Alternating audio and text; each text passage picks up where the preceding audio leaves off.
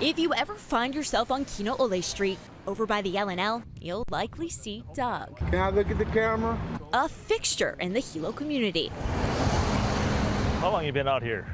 22 years. 22 years. On a recent Wednesday, we found him perched on an orange bin. He rolls up and down the sidewalk. Outreach workers say Doug generally keeps to himself.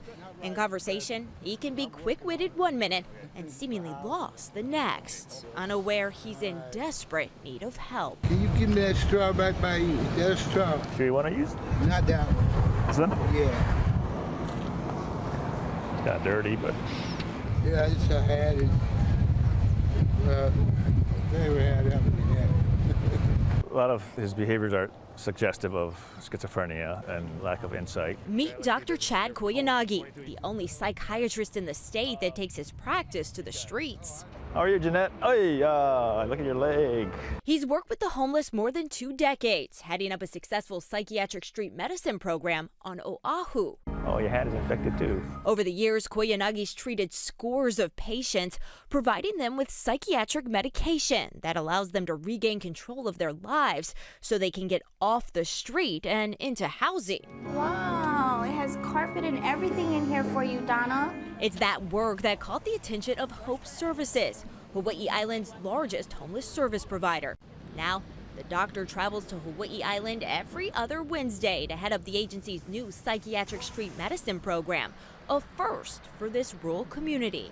It's a program that's desperately needed here on Hawaii Island. It's estimated between 50 and 60% of the homeless population needs psychiatric services. Data shows the island's homeless population continues to grow, jumping 45% in just 5 years. In 2019, volunteers counted 690 people living in homeless camps and shelters across the Big Island. Now that number stands at more than 1,000. According to the National Library of Medicine, the average person experiencing homelessness visits the emergency room 5 times a year at a cost of $18,500. Street medicine can help cut the cost of care by reducing the number of ER admissions and hospitalizations. Koyanagi says one of the biggest challenges the team's encountered since the program launched in May has been staying in consistent contact with patients. Finding people, locating people, everything's so spread out. Koyanagi says without consistency, it's nearly impossible to build the trust needed to get a psychiatric patient to accept help. Showing them that some of their other parts of their life might get better with medications or case management or connecting with the healthcare system. The Hope Services Psychiatric Street Medicine Program was made possible through funding from Hawaii County, about $26,000, along with another $20,000 from the Kaiser Foundation and the Hawaii Community Foundation. But that money is set to run out next May. To keep the program going, the service provider needs donations. Meanwhile, advocates are pushing to have street medicine added to the county's budget again next year. Doug, have you ever had a psychiatrist? What?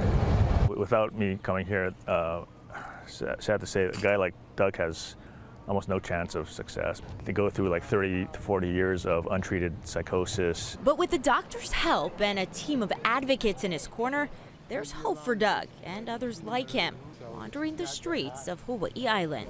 You have any questions for us? Not right at present, but I'm working on it. Okay. For housing and stuff. Okay, come up with a list. I come here every 2 weeks, and these guys come here more often than us. No problem.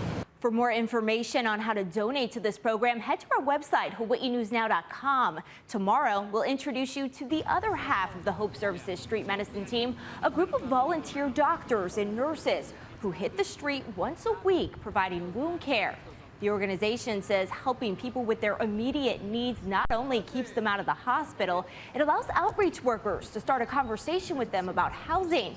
Catch part 2 of our series, Hope for Hawaii Island, Tuesday at 6, only on Hawaii News Now. Allison Blair, Hawaii News Now.